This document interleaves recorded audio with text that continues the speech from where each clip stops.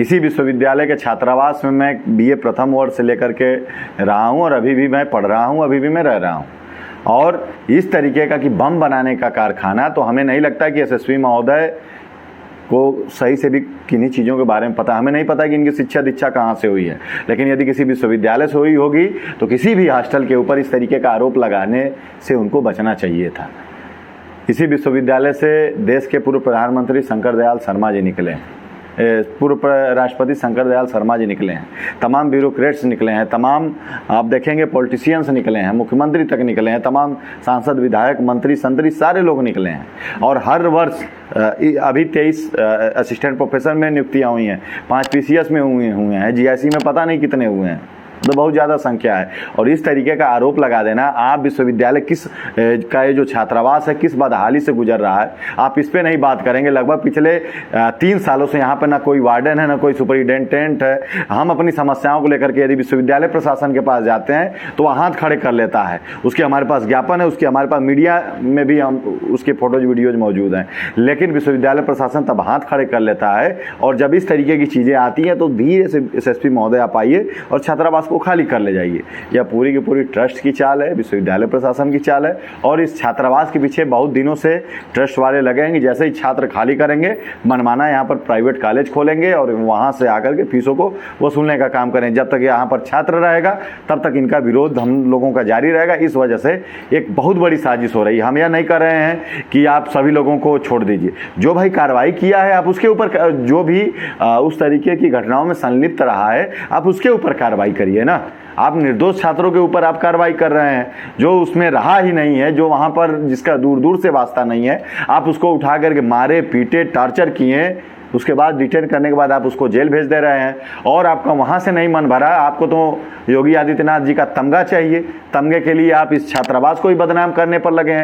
यदि एसएसपी महोदय को मेरी बात समझ में आ रही होगी या वह सुन रहे होंगे, मैं निवर्तमान यहाँ का छात्र संघ उपाध्यक्ष हूँ एसएसपी महोदय, और इस तरीके के कार्य और इस तरीके का लेबलाइज करने से पहले आपको सोचना चाहिए। और जो छात्र, जिन छात्रों के ऊपर आपने यह लेबल लगाया है, वह भविष्य में अपनी तैयारी कर रहा है। हो सकता है वह भविष्य में आईपीएस बनता, वह भविष्य में पीसीएस बनता, वह भविष्य में प्रोफेसर बनता। आप तो अभी उसके ऊपर तमगा दे दिए। और इस पुलिस प्रशासन की मैं आपको बात कहूँ, ठीक आज से साल भर पहले हिंदू हॉस्टल के लगभग 10 छात्रों के ऊपर इन्होंने गैंगस्टर का मुकदमा लगाया और उसके भी खिलाफ हम लोगों ने पूरे प्रदेश में आंदोलन किया। बीएचयू में गए, विद्यापीठ में गए, इलाहाबाद यूनिवर्सिटी में आंदोलन किया, लेकिन वही योगी आदित्यनाथ जी मुख्यमंत्री बने हैं और यहाँ पर पुलिस प्रशासन इनकी सरकार चला रही है। तब भी गैंगस्टर लगा, अब भी गैंगस्टर लगा है और अब भी लेवलाइज कर रहे हैं छात्रों के ऊपर। और उस वाले मुद्दे में मैं आपको बताऊं, आईआईटी जेम निकाला हुआ छात्र, बीएचयू से एलएलबी कर रहा छात्र, जेएनयू चला गया छात्र, ऐसे छात्रों के ऊपर इन्होंने गैंगस्टर का मुकदमा लगाया। और मैं पुनः कहना चाहूँगा कि यह पढ़ाई लिखाई करके आए हैं। गैंगस्टर जो आप लगता है उसकी एक परिभाषा है, संगठित अपराध होता है। उस व्यक्ति उस उक्त क्षेत्र में जाता है तो लोग थरथराने लगते हैं, लोग कांपने लगते हैं, उतना उसकी दहशत होती है। और उन छात्रों को मैं आपके सामने खड़ा कर दूंगा, और पहले भी खड़ा हुए हैं, उनसे तो एक पत्ता नहीं हिले। जो अंतरवासी हैं जिनके ऊपर आरोप है, वो इस झारखंड धाम के अंतरवासी हैं कि नहीं है? नहीं है। जो कुछ थे वो पढ़ करके यहाँ से निकल चुके हैं, उनका व्यापार अपना चल रहा है लखनऊ में या अपने ग्रामीण इलाकों में। तो जो 3 कमरों की बात हुई है, वर्तमान में वो कमरे किसके नाम पे अलाउड हैं? जब से सुपरिटेंडेंट यहाँ से नहीं नियुक्त हुए हैं 2019 के बाद से, तो उसकी हम आपको रसीद भी दिखाएंगे। हम लोगों ने उनको पैसा जमा किया है। शीतला प्रसाद वार्डन बन करके आए थे और हम लोगों की रसीद काटे हैं और उस रसीद पे उनका रिसर्च स्कॉलर सिग्नेचर किया है। और उस फीस काटने के बाद वह भाग चुके हैं। बीच में हम लोग जाकर के घेराव करके उनके खिलाफ एफआईआर भी दर्ज कराने की बात की है, तो भी कोई एफआईआर नहीं हुई, ना कोई यहाँ पर देखने आता है।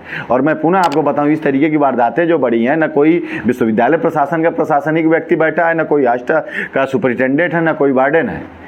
तो ये तो खामियां तो विश्वविद्यालय प्रशासन की और हॉस्टल प्रशासन की है। आप कोई ना बैठे हो, ना कोई देख रेख कर रहे हो, बजबजाती हुई यहाँ की जो वॉशरूम की व्यवस्था है, आप देखेंगे वहाँ पर जो इनके कुत्ते हैं वह न जा कर के फ्रेश हों। ऐसी स्थिति में हम लोग रह रहे हैं।